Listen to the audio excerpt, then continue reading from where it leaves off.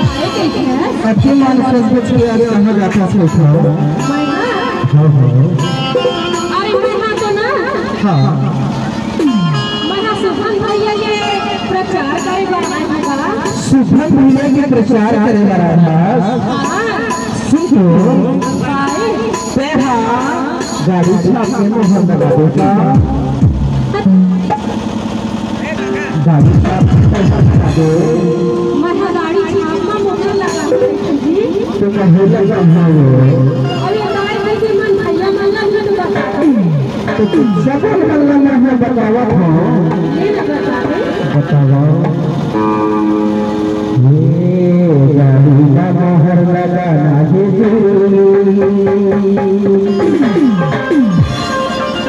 ऐसे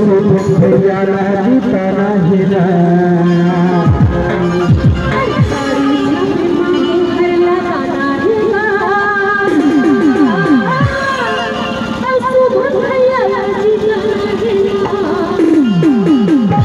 भैया जीताना है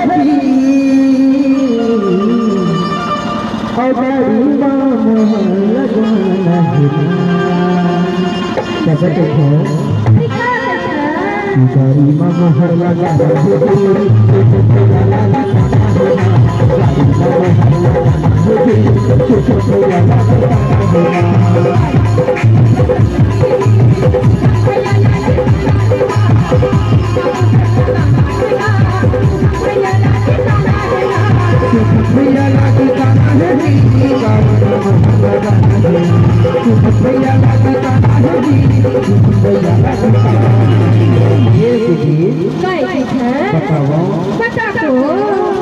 गाड़ी में मोहर लगाना